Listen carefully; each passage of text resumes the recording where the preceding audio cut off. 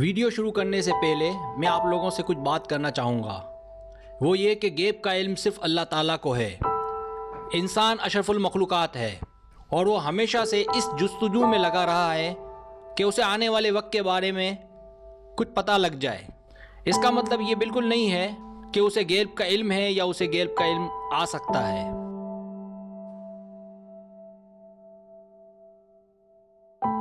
आज की ये वीडियो इल्मुल आदात से दिलचस्पी रखने वालों के लिए एक शाहकार और नायाब वीडियो है और मेरा तो इस वीडियो के बारे में आप लोगों को ये मशवरा है कि इस वीडियो को डाउनलोड करके अपने पास महफूज कर लें। आखिर इस वीडियो में ऐसा क्या है ये आप लोगों को वीडियो देखने के बाद अंदाज़ा होगा इंशाअल्लाह।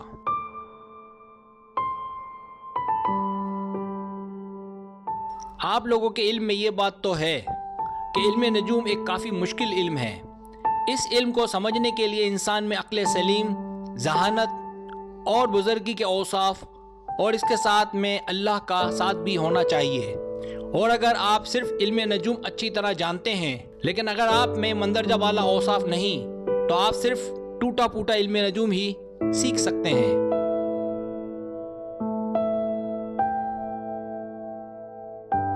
जहाँ तक इल्मुल आदात की बात है, इस इल्म में वो बात नहीं जो इल्म नजूम में है, लेकिन आपको और उन लोगों को जो इल्मुल आदात पर यकीन नहीं रखते ये सुनकर हैरत होगी कि इल्मुल आदात में कुछ ऐसी बातें हैं कि मैं खुद भी हैरान हूँ और इन बातों के जानने के बाद इल्म नजूम की कमी को किसी हद तक पूरा किया जा सकता है।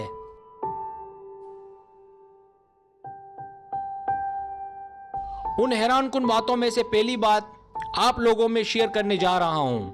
मार्केट में मौजूद चंद कदीम किताबों में अगर ये बातें मौजूद हैं तो बहुत शिकस्ता हालत में फिर उसे समझना दर्द है सर। और यही नहीं, ये बातें मुकम्मल तौर पर ना ही मौजूद हैं और ना ही समझ में आती हैं।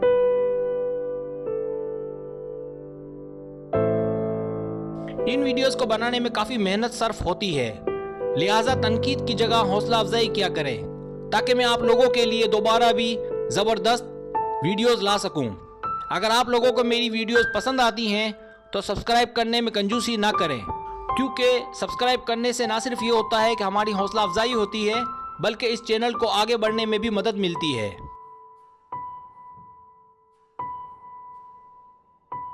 इल्मुल आदात में आज हम जो सीखेंगे इस तरीके से हमें हमारी या किसी और की तकदीर समझने में काफ़ी मदद मिलती है और इस पर मैंने काफ़ी तजर्बात भी किए हैं और हैरान कुन हद तक यानी 50% से 75% तक दुरुस्त नताइज सामने आए हैं।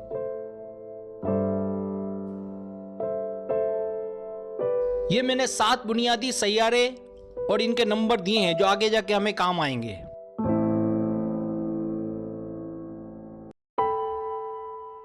अब एक मिसाल लेते हैं। मिसाल के तौर पर किसी की तारीख पैदाइश 17/11/1965 है तो इस शख्स की तकदीर में कौन सा सैयारा या सैयारे असरअंदाज होंगे। तो 17/11/1965 के जो आदाद हैं इन सबको आप जमा कर लें, 17111965। जब आप इन सबको जमा कर लेंगे तो इसका जो जवाब आएगा वो आएगा 31 यानी 31।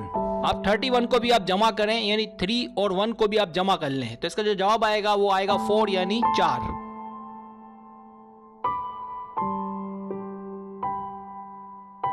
अब आप इस तरीके से लाइनें खींच लें। देखें 31 और 4 जो हमने पीछे से हासिल किया है इसको मैंने दोबारा यहाँ पे लिख लिया है ताकि समझने में आसानी हो। तो 31 को जब हमने जमा किया था 3 और 1 को तो उसका जवाब आया था 4। तो 4 को जो है सबसे ऊपर आप लिख दें और 4 का जो नंबर है देखें मैं हाईलाइट करके बता रहा हूँ। तो 4 का जो नंबर है वो सैयारा कमर से मंसूब है, इसलिए हमने यहाँ पर कमर भी लिखा है और चांद भी लिखा है। इसके बाद आप आ जाएं 17/11/1965। तो देखिए मैं हाईलाइट करके बता रहा हूँ कि 17 का 1 और 7 ये सबसे ऊपर लिखा है और 1 के साथ मरीक वाबस्ता है और 7 के साथ जोहरा, ये आप जो है यहाँ से देख सकते हैं। देखिए मैं हाईलाइट करके बता रहा हूँ। इसी तरीके से 17 के बाद आ जाता है 11। दूसरी लाइन में आप देखें मैं हाईलाइट करके बता रहा हूँ 11। तो 1 नंबर से सैयारा मरीक वाबस्ता है तो वो हमने लिख लिया और इसका सैयारा भी लिख लिया। इसके बाद 19 आ जाता है यानी 19 जो कि तारीख पैदाइश में है तो 1 और 9 लिख लिया और इनके भी जो सैयारे हैं वो लिख दिए इन नंबरों के। इसके बाद देखें तारीख पैदाइश में आखिर में 65 यानी 65 आ रहा है तो आपने ये करना है कि 65 में जो 6 है इसको तो आपने ऊपर लिख दिया लेकिन जो आखिरी अदद होगा उसको आपने नीचे लिखना है। जैसा कि मैंने 65 में 5 नीचे लिखा है। अब आप देख सकते हैं कि एक छोटी मोटी कुंडली तैयार हो गई है कि आपकी ज़िंदगी की इब्तिदा जो है वो कमर से होगी और इसके बाद मरीक वाबस्ता रहेगा आपकी ज़िंदगी से, फिर ज़ोहरा, फिर मरीक, फिर मरीक, फिर मरीक, फिर मिश्तरी, फिर अतारुद और फिर शम्स।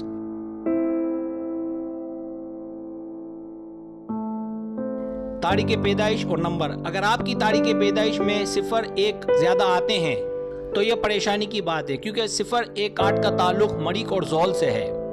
अगर आपकी तारीख़ पैदाइश में 4, 5, 9 आ रहे हैं तो ये बहुत अच्छी बात है, क्योंकि 4, 5, 9 का ताल्लुक़ शम्स, कमर और मिश्तरी से है, जो एक अच्छी अलामत है।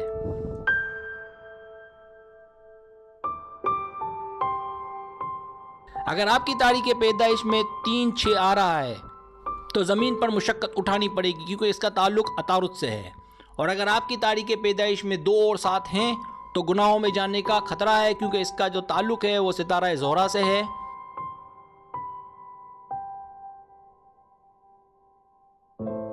अब हम इसकी 2 एग्जाम्पल और देख लेते हैं, लेकिन इस एग्जाम्पल में आपको सिर्फ ये बनाना सिखाऊंगा कि इसकी लाइनिंग कैसे होती है, क्योंकि बाकी तो जो आपके जो सैयारे हैं वो तो आप पीछे से देख लेंगे जो कि मैंने दिए हैं। तो मिसाल के तौर पर यहाँ है 12/1/2010 कि किसी की तारीख़ पैदाइश जो है वो 12/1/2010 की है। तो इसमें देखें आप, एक जो अलग चीज़ है वो ये है, 12 तारीख है और पहला महीना है। तो पहला महीना होने की वजह से फिर आप क्या करेंगे, इसको किस तरीके से आप लिखेंगे। तो इसका तरीका ये है कि जब हम 12/1/2010 को जब जमा करेंगे तो उसका जवाब आएगा वो 7 यानी 7 आएगा। तो वो तो हम ऊपर लिख देंगे और सामने इसका सितारा जो लिख देंगे, जो कि मैंने इस वीडियो में दिए हैं। इसके बाद आपको 12 लिखना है तो 1 और 2 लिख लेंगे। इसके बाद पहला महीना है तो उसको देखें मैं हाईलाइट करके बता रहा हूँ, तो वो यहाँ लिख देंगे उल्टे हाथ पे बीच की लाइन में। और इसके बाद 2010 है तो 2 लिखेंगे और फिर उल्टे हाथ पे इसका 0 लिखेंगे, फिर 1 लिखेंगे और सबसे नीचे इसका 0 आ रहा है वो लिख देंगे। और बाकी जो स्टार है वो तो आप खुद भी डाल लोगे।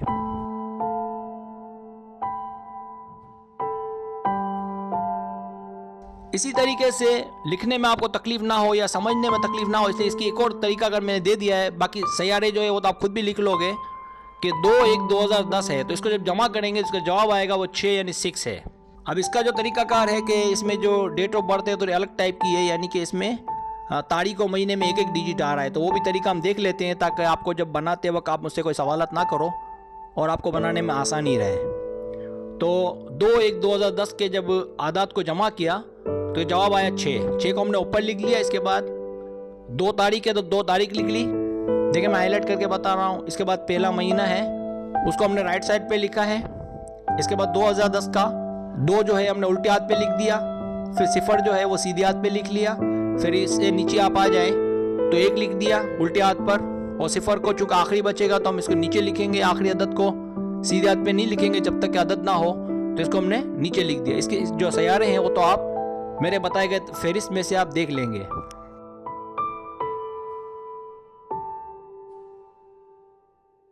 इस वीडियो में सितारे के ख्वास को समझने के लिए ज़्यादा तफसीली तौर पर नजूम का इंसाइक्लोपीडिया का 7वां हिस्सा आप देखें, जिसका लिंक मैंने इस वीडियो के डिस्क्रिप्शन में दिया है, वहां से देख लिया जाए।